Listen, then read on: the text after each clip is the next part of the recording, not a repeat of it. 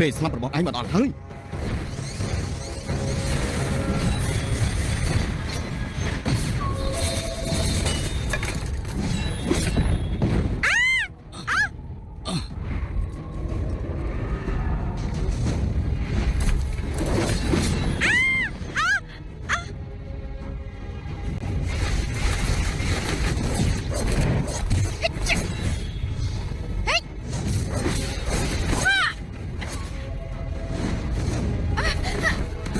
បងធំ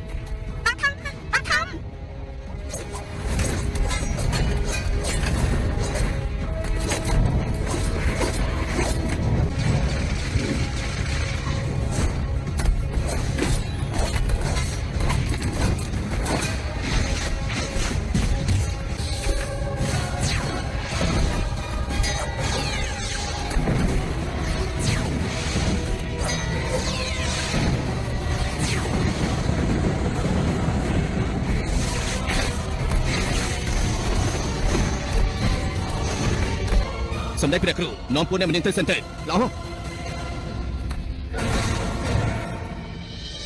ជាងជឿយ៉ាថ្ងៃនេះយើងចូលដល់លោកមានរបួសយ៉ាងទៀតថ្ងៃនេះពួកលោកខូចខាតធ្ងន់ធ្ងរណាស់ថ្ងៃនេះយើងលើកលែងឲ្យពួកលោកម្ដងចុះគង់មានថ្ងៃណាមួយពួកយើងនឹងជួបគ្នានៅក្នុងសមរភូមិម្ដងទៀតយើងមិនលើកលែងលោកដែលងាយៗនោះទេកំពីមេឃគ្នា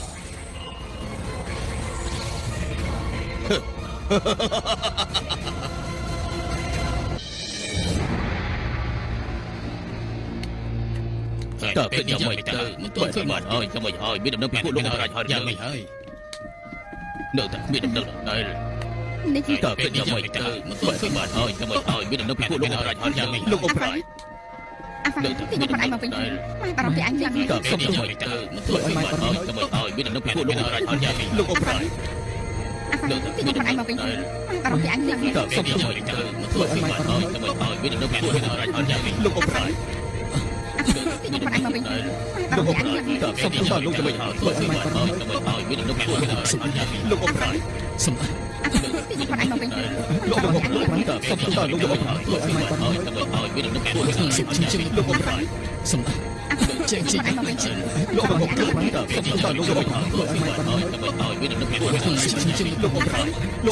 លោកអប្រាជ្ញចេញលោកអប្រាជ្ញលោកអប្រាជ្ញលោកจะไม่អប្រាជ្ញតើលោកจะไม่អប្រាជ្ញតើគេจะไม่ទៅលោកអប្រាជ្ញលោកអប្រាជ្ញចេញលោកអប្រាជ្ញលោកអប្រាជ្ញលោកจะไม่អប្រាជ្ញតើលោកจะไม่អប្រាជ្ញតើគេจะไม่ទៅលោកអប្រាជ្ញលោកអប្រាជ្ញលោកអប្រាជ្ញចេញលោកអប្រាជ្ញលោកអប្រាជ្ញលោកจะไม่អប្រាជ្ញតើលោកจะไม่អប្រាជ្ញខាងស្អែកយើងត្រូវតែរៀបចំពិធីជប់លៀងអស់លោកមន្ត្រីអាងស្រាត្រីសាច់នេះអស់លោកទាំងពីរត្រូវតែប្រញាប់ធ្វើរួចហើយនឹងមានទៀតតែជ្រើសរើសស្រីស្អាតក្នុងចំណោមប្រជារាស្ត្រយកមកច្រើនគណៈថ្លៃឈប់សិន